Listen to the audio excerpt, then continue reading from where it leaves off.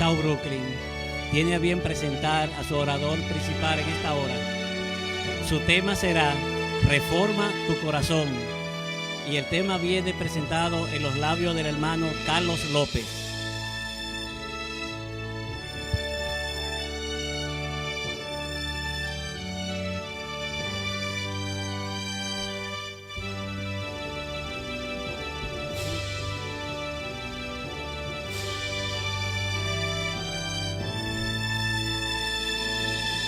Buenos días, hermanos.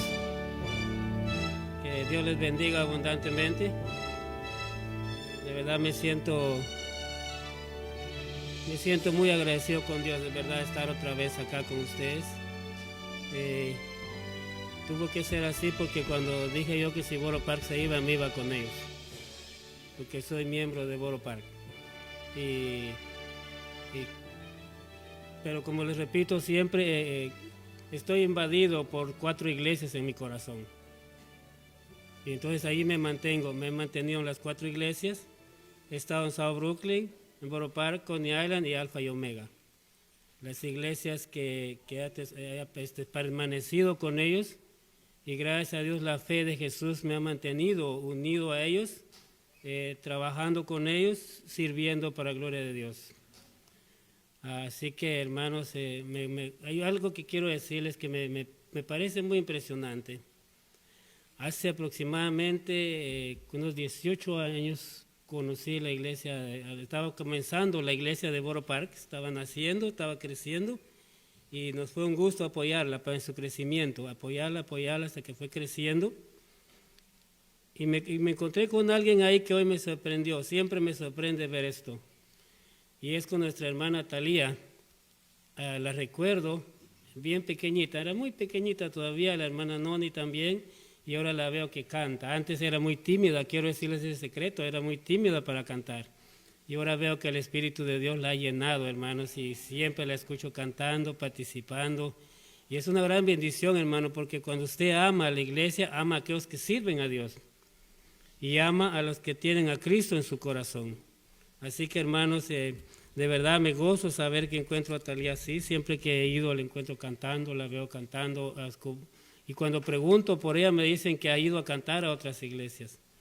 Hermano, es un don precioso de Dios que debemos de explorar todos en nuestra vida. Hay muchos hermanos acá que cantan mucho y es una gran bendición de Dios saber eso, de que cantemos para la gloria de Dios. El canto es muy lindo. El canto inspira a renovar la vida cada día que usted canta. Cuando usted canta, hermano, se encuentra con Dios. Y cuando usted canta, se encuentra con la voz del Espíritu Santo diciendo, canta, alaba a aquel que te dio la vida. Algo muy lindo, hermano.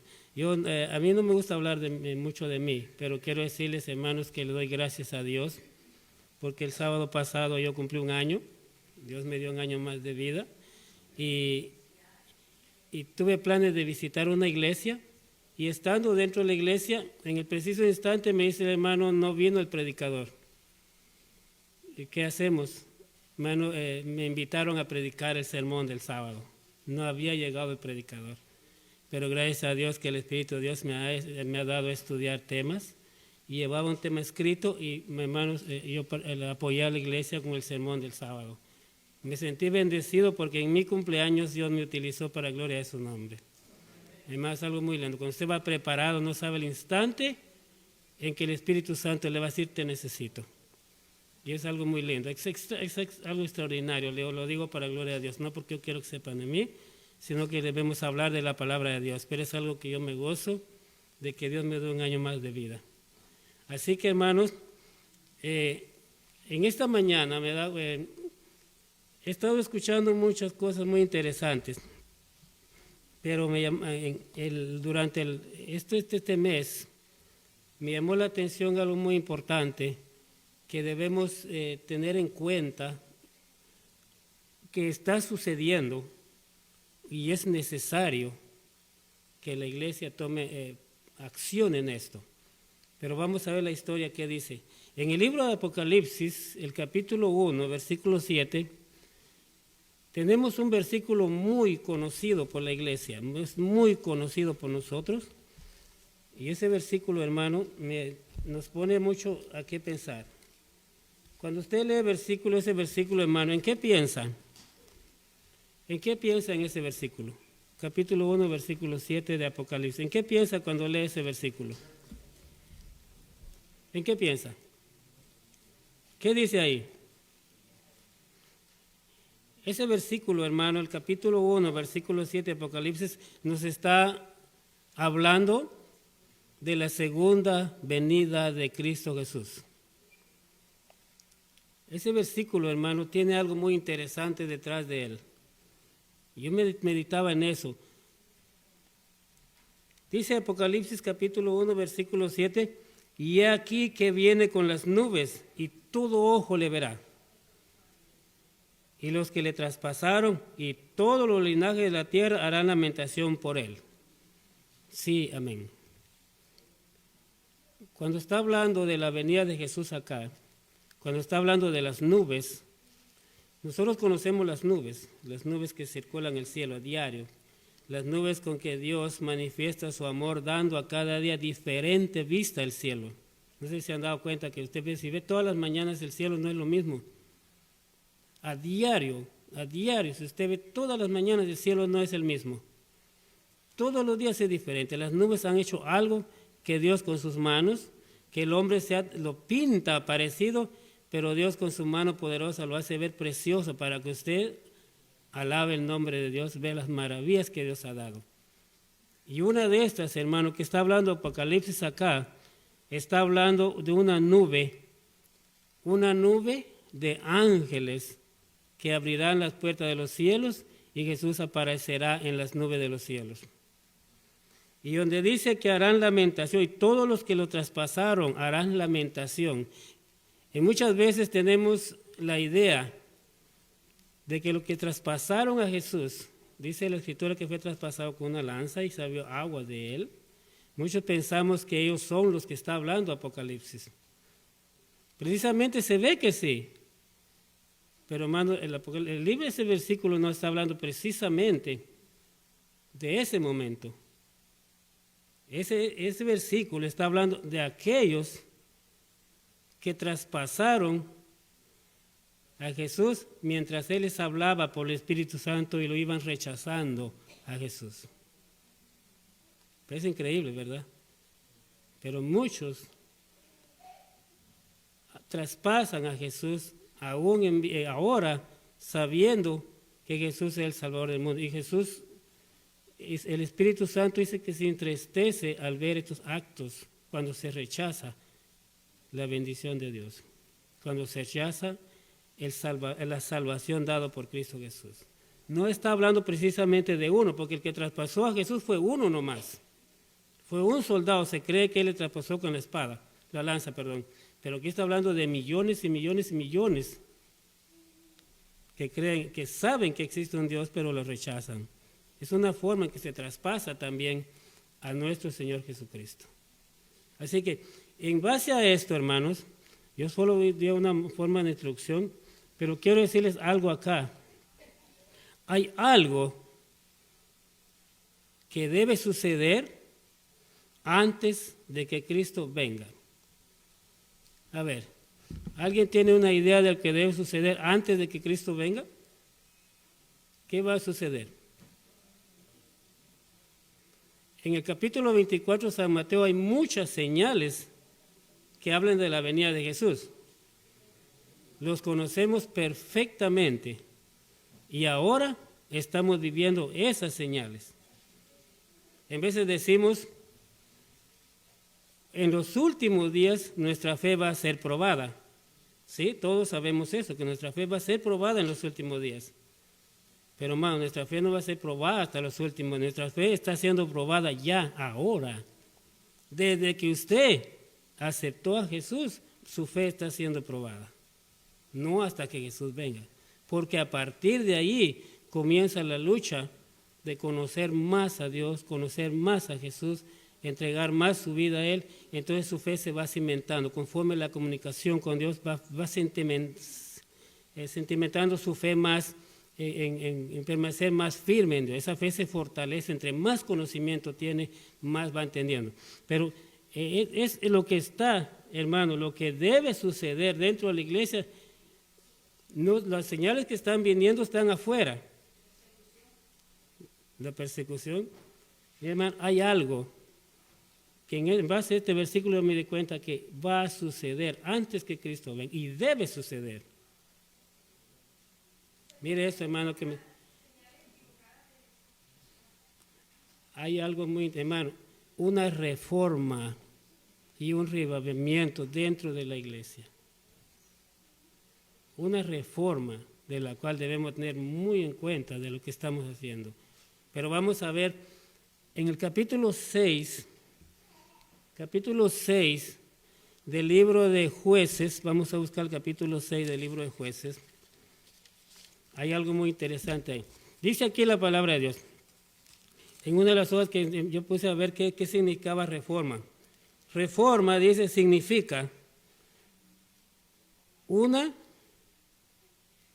reorganización, un cambio en las ideas y teorías de hábitos y prácticas.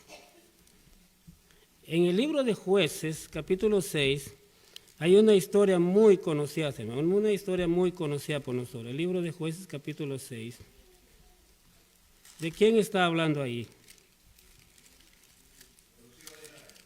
Los hijos de Israel. En el capítulo 6 hay un llamado muy interesante ahí. Está hablando de Gedeón, exacto, de Gedeón. Cuando Dios llama a Gedeón, estaba sucediendo algo dentro del pueblo de Dios. Estaba sucediendo algo, y por eso dice el Señor, mi pueblo se pierde porque le falta conocimiento. ¿Y qué dice el versículo de memoria de esta lección? ¿Quién lo sabe? ¿Quién sabe el versículo de memoria de esta lección que pasó ahora? Dice el versículo, alábese el que debe alabar, alábese en esto el que quiere alabarse, en conocerme, en entenderme y conocerme. Yo soy Jehová, dice que hago misericordia y juicio en la tierra, y estas cosas yo quiero. Yo Jehová, dice el Señor. El Señor, hermano, este pueblo que estaba aquí, estaba padeciendo porque él había dejado de conocer a Dios. Tenía que vivir las mismas actitudes que debía traer durante el tiempo que conoció, es mantenerse firme en ese camino. Pero dice que el pueblo estaba sufriendo por una de las razones, había olvidado a Dios. Se había desconectado de Dios, había optado por otros hábitos, por otras costumbres, por otras tradiciones que le estaban haciendo mucho daño, y por eso mismo el pueblo de Israel estaba padeciendo, por eso mismo, por haber dejado a Dios, por haber optado por otras prácticas más. Y una de las razones por la cual el pueblo sufría es porque se había olvidado de los mandamientos de Dios. Y dice el libro de Jueces, en el capítulo 6, versículo 22, dice, viendo entonces Gedeón que era el ángel de Jehová, conocemos toda la historia de lo que pasó ahí, cómo Dios llama a Gedeón, que tenía un propósito para él. Eso es algo muy importante que siempre me ha gustado a mí. Dios tiene un propósito para cada uno de nosotros, y tenía un propósito para Gedeón. Dice acá, entonces dice, Señor Jehová, que he visto al ángel de Jehová cara a cara, pero Jehová le dijo, pasa a ti, no tengas miedo. Y edificó a Gedeón, edificó allí Gedeón altar a Jehová y lo llamó Jehová Shalom, el cual permanece hasta hoy en Ofra de los abiezritas. Y dice acá, aconteció que la misma noche le dijo Jehová, toma un toro del hato de tu padre y el segundo toro de 7 años. Y derribó el altar de Baal y derriba el altar de Baal que tu padre tiene y corta también la imagen de acera que está junto a él. Y dice acá, y edificó altar a Jehová su Dios en el camino, en la cumbre de este peñasco, en lugar conveniente, y tomando el segundo toro sacrificó en holocaustos por la madera de las imágenes de acera que había cortado. Hermanos, aquí hay algo que Dios le envió a decir a Gedeón, que vaya y que destruya los dioses que estaban causando ese daño que había, por la cual el pueblo de Israel estaba sufriendo. Esa práctica, hermano, ellos se vieron en la necesidad, como dice la historia que leía yo, ellos se vieron en necesidad de encontrar vida, encontrar alimento, de encontrarse seguros, y descuidaron al Dios donde habían estado más seguros, inclinando su corazón a otros dioses. Y cuando decidieron servir a otros dioses, se inclinaron a todas las prácticas que tenía estos vecinos, se inclinaron a las prácticas, a los hábitos de ellos, y cuando se dieron cuenta de que eso había sucedido, el pueblo ya estaba sumido en el dolor y en la angustia por causa de desobedecer a Dios. Conociendo a Dios, sabiendo a Dios, el pueblo se había apartado de Dios. Y dice, como leemos el versículo, que Dios le dijo a Gedeón que vaya y destruya estas imágenes que estaban afectando el pueblo. Y una de las razones, hermano, de que en todo el pueblo de Israel se conoce de que solamente la familia de Gedeón era una que no se había inclinado a dioses. Había permanecido fiel a pesar de los pesares, como decimos, había soportado ese sufrimiento, pero nunca se apartó de Dios. Cuando alguien se olvida de los mandamientos de Dios, sufre las consecuencias. Y esta consecuencia la sufrieron es porque desobedecieron, se apartaron el corazón de Dios. Posiblemente en todo ese camino que llevaban se habituaron a ya no observar el cuarto mandamiento. Posiblemente se inclinaron a cometer errores que estaban en contra de la voluntad de Dios. Hablar mal de su vecino, oprimir a su hermano, castigar a los que no tienen derecho ellos a castigarlos. Se vieron esa necesidad para poder mantenerse seguros, mantenerse confiados en que Dios estaba ayudando, pero definitivamente se habían apartado de Dios. Y dice la Escritura que cuando alguien se olvida y se aparta de Dios, cuando alguien olvida los mandamientos de Dios, es porque se ha olvidado de Dios. Y el pueblo de Israel había olvidado el segundo mandamiento de Dios.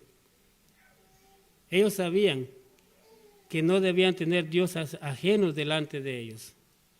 Dice el capítulo 20 de Éxodo, versículo 2, dice, no tendrías dioses ajenos delante de mí, ni te harás imágenes de ellos. Ni imagen está en el cielo, ni en la tierra, de ninguna imagen. ¿Saben por qué? Porque Dios dice, el versículo, el mandamiento dice, porque Dios es fuerte y celoso. Muchas veces hemos confundido los celos. En la lección pasada nos hablaba mucho del celo de Dios. Pero el celo de Dios, hermano, es que nosotros reconozcamos que Él es el único creador, que merece toda honra y gloria, y que no hay Dios sobre la tierra que pueda suplantar su lugar. Y eso fue lo que pasó aquí. Perdió el conocimiento, perdió la comunicación, perdió la relación con Dios y se sumió en los hábitos. Los hábitos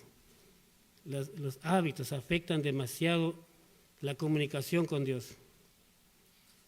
Nos hemos dado cuenta, hermano, que cuando la lección de ahora nos hablaba específicamente de eso, cómo conocer a Dios, cómo identificar quién es Dios. Nos esforzamos en conocer a Dios, pero lamentablemente el pueblo se esforzaba conociendo a Dios humanamente, con sus propios esfuerzos. Quería hacer el conocimiento de Dios, llegar al conocimiento de Dios y posiblemente a la perfección, como dice la Biblia.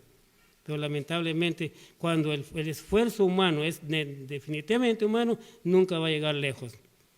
Pero el pueblo debía dejar esos malos hábitos y buscar más de la presencia de Dios. Olvidarse de los hermanos. Cuando hay muchos, en este mundo hay tantos dioses, hay muchísimos dioses, que aún dentro de nuestra propia casa hay dioses que están afectando. Y en este caso, hermano, como les repito, cuando Jesús venga, debemos estar preparados. No solamente como decimos, tenemos que trabajar, predicar y salir, olvidándonos de esta reforma que debemos hacer en nuestras vidas, esperando a Jesús en su pronto regreso. Uno de los más importantes es reformar. Hay muchas cosas. Basado en esta parte, lo vamos a aplicar. Basado en esta parte, hermano, de esta historia, que es bueno que lo leamos en la casa, es muy grande para hablar tanto de esto, hermanos, debemos tener muy en cuenta. Hay cosas, por eso les repito lo mismo, la fe ya está siendo probada, no hasta está siendo probada ya. Y la fe está debilitándose por muchas razones, muchos hábitos y muchos dioses que están afectando al pueblo de Dios. Y esa es la razón por la cual estamos padeciendo hasta hoy. Les decía el otro día en otro lado, me invitaron a predicar. Por esa misma razón, hermanos, la iglesia, les decía a ellos, me invitaron a hacer un tema de obra misionera. Por esa misma razón, la iglesia no tiene el coraje y el valor de salir a hacer la obra misionera. Porque se inclinó, se acomodó, se acostumbró a los hábitos, a las costumbres, poniendo eso como un Dios en la casa. Lamentablemente fue así. Y eso es lo que sucedió aquí. Cuando el pueblo se confió de que sus dioses le iban a ayudar, se equivocaron. Y lo mismo sucedió cuando el pueblo de Israel construyó un becerro. Ellos dijeron, aquí están tus dioses. Y después sacrificaron delante de esa imagen creyendo que el sacrificio iba a Dios. En veces sucede eso, pero esa es la causa, la razón por la cual ahora en estos días debemos preocuparnos como en una reforma, tanto personal como en la unión de la iglesia. Porque cuando Cristo venga puede suceder algo. Y yo les voy a decir por qué. ¿Qué puede suceder? Miren esto. Cuando un director de obra misionera hace un llamado acá, también lo dije allá, para hacer la obra misionera, todos levantan la mano. Y cuando es la hora de salir, 3 o 4 salen. ¿Cuál será la razón? Nos hemos descuidado en la obra del Señor. Hemos dejado a un lado la obra del Señor por ir a nuestros hábitos, los hábitos que ha acostumbrado a mantener el enemigo prisionero al pueblo de Dios que está esperando a Jesús en la nube de los cielos. Eso es lo que está sucediendo. Y cuando, miren hermano, yo les voy a decir algo. Dice en Mateo capítulo 24, versículo 22, dice que por causa de los escogidos, ¿qué va a pasar? Los días serán acortados. No sé si ustedes vieron yo estaba viendo un programa en la televisión, lo vi allí, donde se cree, dice un científico, que la Tierra ahora está girando con más rapidez.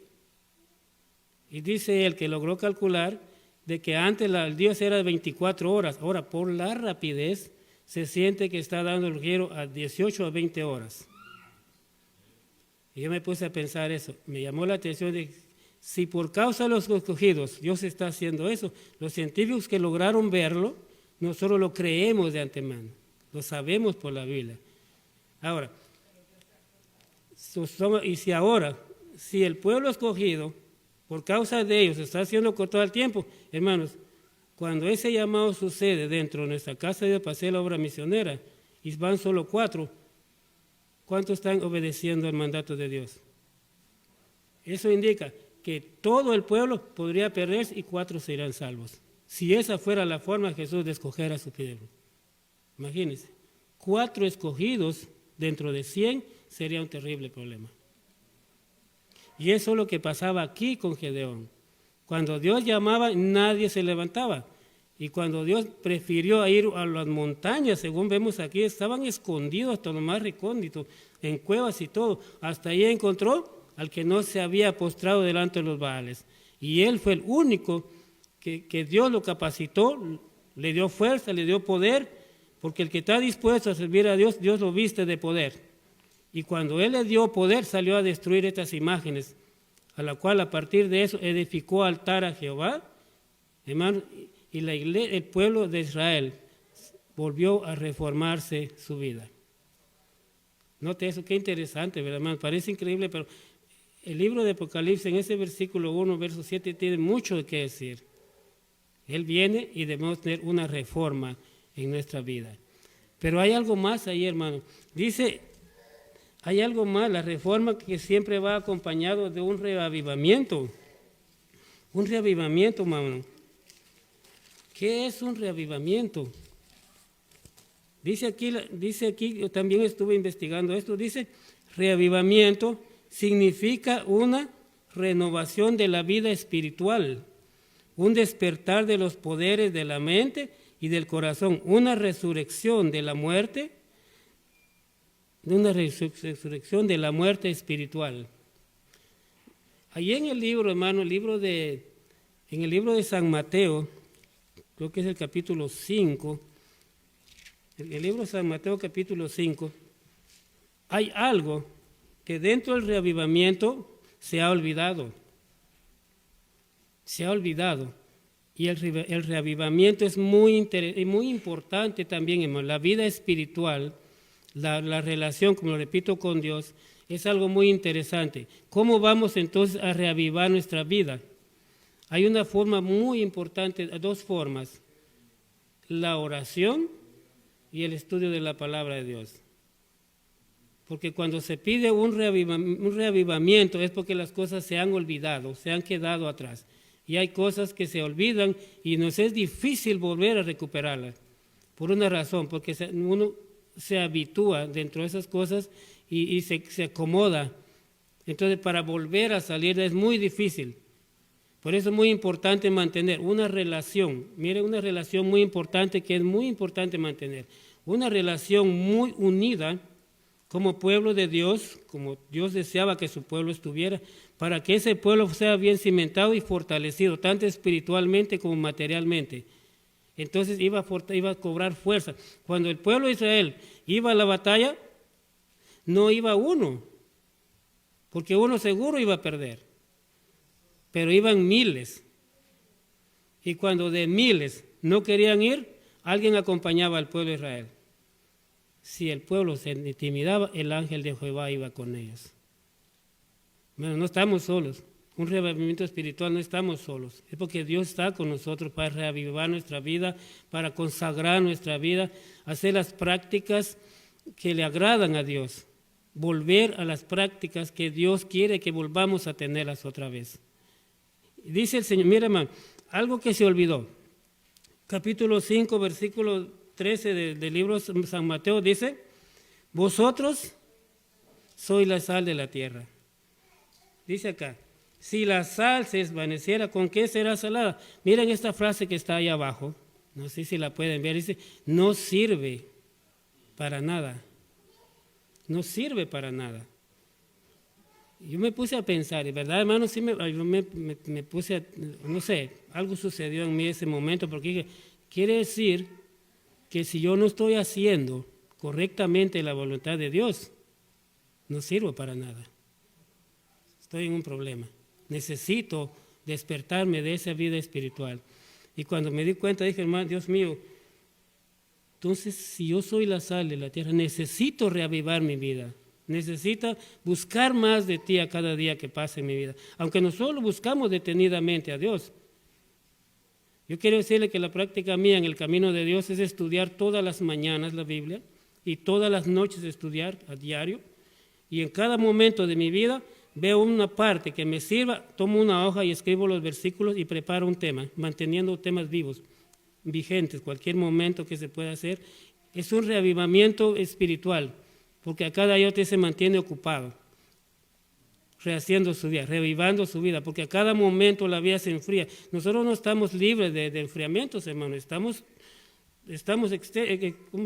expuestos a los enfriamientos en cualquier momento. En el preciso instante que la fe comienza a flaquear, comenzamos a desmoronarnos poco a poco. Por eso dice, no sé si vieron hay una ficción donde los 3 hebreos son probados cuando los pueden poner en el foso, el horno de fuego ardiendo. Dice en la ficción, vi esto, le dice la mujer creo que de Abednego, le dice, retráctate, dice, no hagas eso, arrodíllate. Y él dice, no, ten fe, porque eso va a solucionarse. Y ella le dice, mira lo que le dice, yo quisiera tener tu fe. Y le dice ese actor a la otra mujer, dice, no, tú tienes la fe, solo que tienes que probarla. Tenemos la fe, hay que probarla. ¿Y cómo vamos a probar para alimentar esa fe? Hermanos, desafiar, yo siempre lo digo, hermanos, desafiemos el sueño un poquito más. Levantémonos más del sueño, porque ese sueño, tanto sueño físico, como nos hace ver a caer en un sueño espiritual y se descuida el estudio de la palabra de Dios. Por eso aquí somos sal de la tierra, dice el Señor Jesús, vosotros sois la sal de la tierra, y en otras palabras, por ti la tierra es salada, es sazonada. Entonces, por la vida que nosotros tenemos, la tierra va a recibir la transformación, el mundo va a conocer. Y quiero decirles algo, hermano, que el pueblo de Dios es el único medio que Dios tiene para que otro mundo conozca de que Jesús es el Salvador. Es el único medio. Y Él quiere que eso sea un pueblo reavivado, vivo, que sea fuente de agua viva, como dice aquí abajo también, dice, vosotros sois la luz del mundo, versículo 14, una ciudad asentada sobre un monte no se puede esconder. Y dice, ni se enciende una luz y se pone debajo de un almud, sino sobre el candelabro y alumbra a todos los que están en casa. En el capítulo 33 del libro de Éxodo, perdón, ¿entendés lo que es? No, el 19, cuando Dios le dice al pueblo de Israel que se presentaran al pie de la montaña, pero que nadie se acercara más de la montaña. Ahí sucede algo, hermano. Dios nunca se manifestó debajo de la montaña.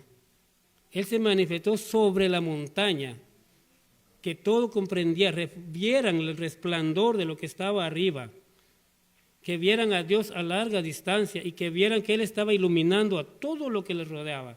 Por eso Dios alumbra el lugar alto. Y Dios quiere que esta luz no se esconda, sino que alumbre en lugar alto para que todo el mundo pueda conocer y ver esa luz. El medio que Dios tiene para salvar al mundo es ese medio. Y eso es lo que se ha olvidado. Ser la sal y ser la luz del mundo. Y hay algo muy interesante, muy lindo. Dice, cuando nosotros aceptamos a Jesús, venimos a ser como fuentes de agua viva. Venimos a ser un instrumento muy interesante, muy importante para Dios. Y libre, dice, hermano, hay algo llamado muy interesante. El capítulo 1 del libro de Isaías, capítulo 1 del libro de Isaías, dice algo allá, hermano. Dice en el capítulo 1 del libro de Isaías, dice acá. Dice el versículo 2, oí cielos y escucha tú, tierra, porque habla Jehová. Crié hijos y los engendré, y ellos se rebelaron contra mí. Imagínense ese mensaje que está ahí. Si usted ve todo el capítulo, se entera de algo muy interesante que Dios quiere. En dos cosas. Quiere reformar su vida y que tenga un reavivamiento espiritual. Para que esa relación, porque eso Dios crió hijos y se rebelaron contra mí. Con un dolor, Dios dice, pero hay algo muy interesante, hermano, que cuando Dios habló, puso de testigo al cielo y a la tierra de lo que estaba diciendo. Y dice aquí la palabra de Dios, versículo 9, si Jehová de los ejércitos no nos hubiera dejado un resto pequeño, como Sodoma y Gomorra fuéramos semejantes, dejó un resto pequeño. Y por ese resto pequeño, el Señor está haciendo grandes cosas ahora, para que ese resto pequeño permanezca fiel hasta que Él venga. Y dice ahí en la palabra de Dios, si usted lee todo el capítulo 1, el Señor está diciendo algo muy interesante aquí. Versículo 16 dice, lavaos y limpiaos, quitad la iniquidad de vuestras obras delante de mis ojos, dejad de hacer lo malo. En otras palabras, pueblo, no entiendes que no te estoy pidiendo, te estoy poniendo la vida adelante, deja de hacer lo malo, deja de pecar. Vuélvete, en la Biblia hay muchas partes donde dice el Señor, vuélvete a mí, fuente de agua viva. En el libro de Jeremías dice, cavaron cisternas que no retienen agua. Se olvidaron de mí, dice Jehová. Buscaron fuentes, en otra forma, en otro lado, para poder subsistir de lo que necesitaban, pero Dios no permitió, o sea, Dios les advertía que no, porque Él era el único Dios, y siempre Dios les recordaba de dónde había sacado, de dónde habían salido. Siempre les decía, recuerdan que yo los saqué de tierra de Egipto, de casa de servidumbre. ¿Por qué? Porque a pesar que el pueblo salió en miles y miles en cantidad, el pueblo caminó, y aquí ya está hablando de un remanente pequeñito que ha quedado. O sea, si el pueblo va a ser salvo, imagínense, hermanos, si son millones y millones y solo se va a salvar un poquitito, ¿cuál será la condición del pueblo de Israel? Y el pueblo de Israel lo vivió. Y dice aquí la palabra de Dios, dice aquí abajo, aprended a hacer el bien, buscad el juicio, restituid al agraviado, buscad justicia al huérfano, amparad a la viuda. Todas esas prácticas, esas obras se han olvidado. La opresión ha hecho mucho efecto en el mundo y se ha olvidado mucho, mucho, mucho. Y dice, amparada a la viuda, hacer justicia. Leía yo un párrafo de una iglesia de Brasil, portugués, donde dice él,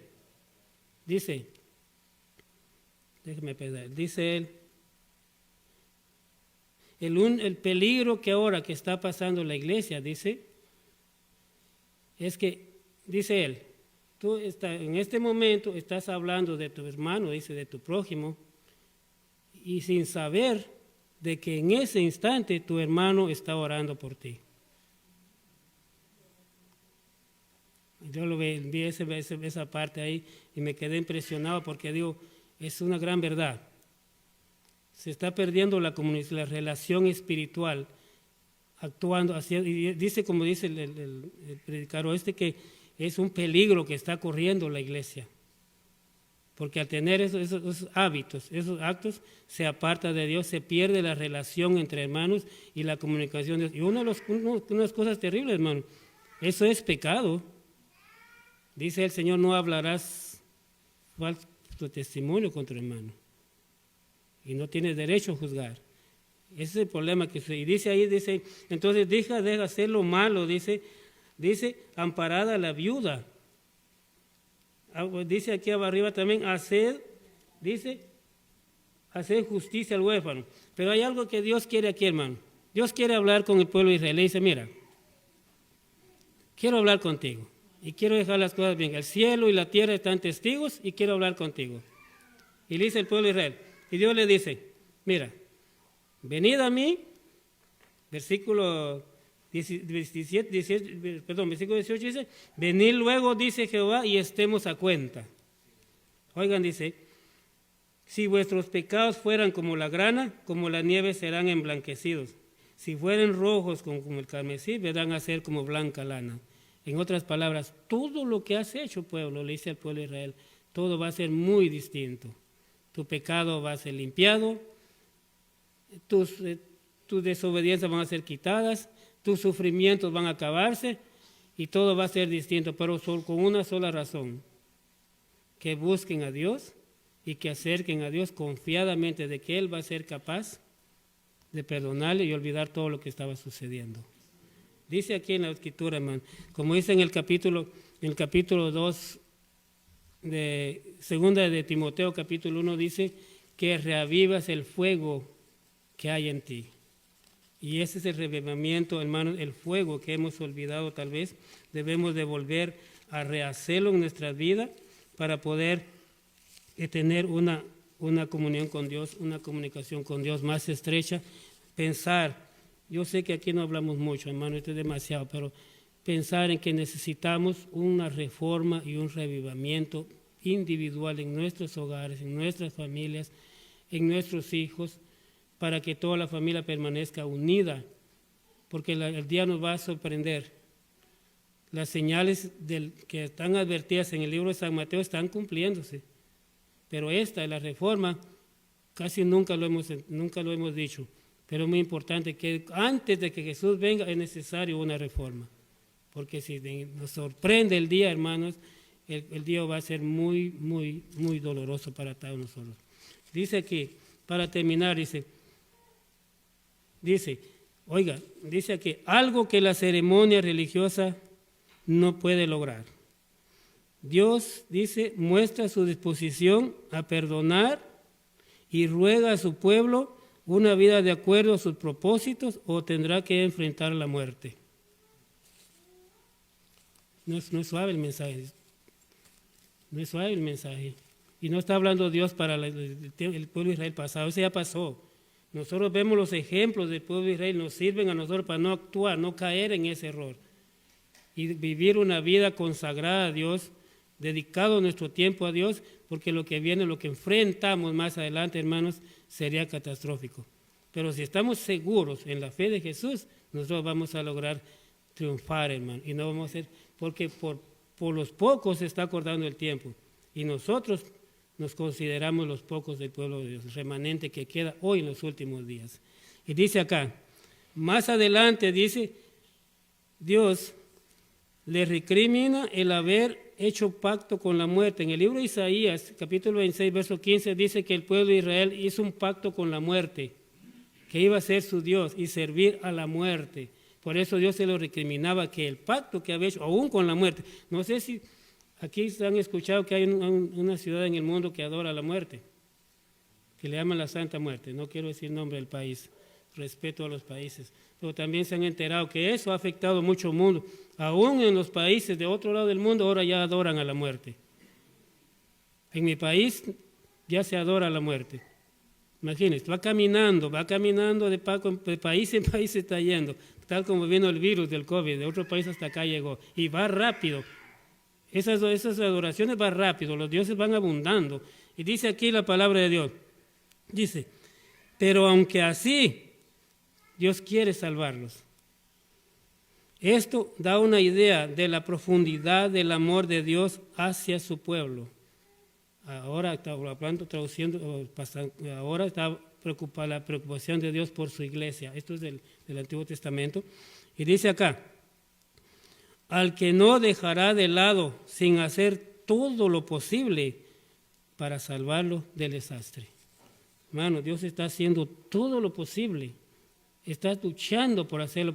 ¿Por qué creemos, hermanos, que nuestras iglesias se están vaciando? ¿Por qué creemos que la iglesia se está vaciando?